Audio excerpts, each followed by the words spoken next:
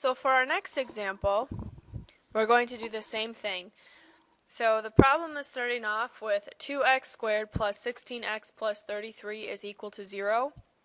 So the first thing we need to do is to figure out what our a, our b, and our c value is so that we can find the discriminant. So a is 2, b is 16, and c is 33. So the discriminant is a part of the quadratic formula underneath the square root, so it's the b squared minus 4ac. So b squared would be 16. So we'd have 16 squared minus 4 times a, which is 2, times c, which is 33. Well, when we take 16 squared minus 4 times 2 times 33, we end up getting negative 8.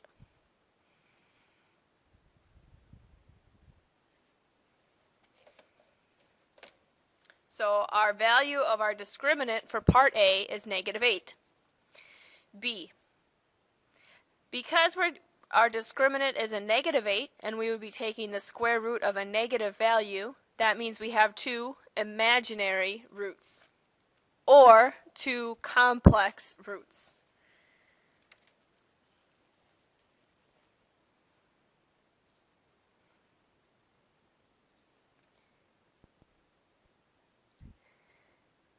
And then for our final part, C,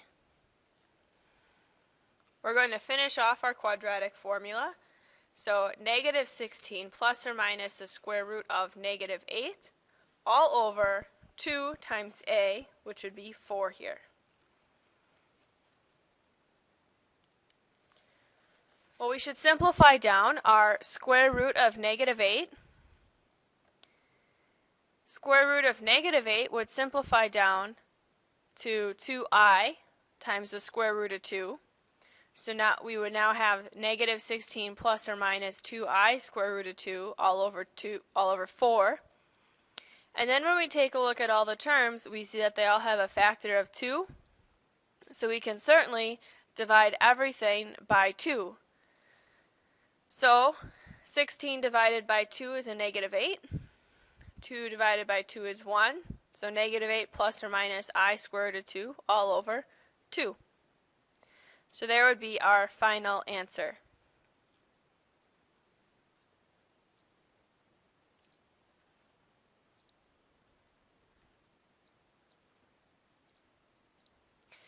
So now this next problem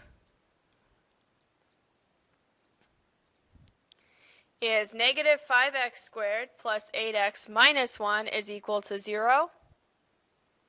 So here our a value is negative 5, our b value is 8, and our c value is negative 1. So we are going to write those out. So then we're going to go to find the discriminant. So that's the part underneath the square root. So the b squared minus 4ac, that part. So here our b is 8. So 8 squared minus 4 times a is negative 5 times c is negative 1. 8 squared minus 4 times negative 5 times negative 1 is equal to 44. So part A, our value for our discriminant is 44. Part B, if we're taking the square root of 44, we will have two real irrational roots. So the number and type of roots will be two real irrational. Irrational because we don't know what the square root of 44 is exactly. And then part C, we will now finish off the quadratic formula. So x equals negative b, so negative 8 plus or minus the square root. We already figured out that b squared minus 4a squared is 44 all over 2a, which in this case would be negative 10. Now we need to simplify down the square root of 44 if it can be. and it can. So this is negative 8 plus or minus. The square root of 44 has a perfect square of 4 in it. So this would simplify down to 2 square root of 11 all over negative 10. Now when we look at all those values, they all have a common factor of negative 2.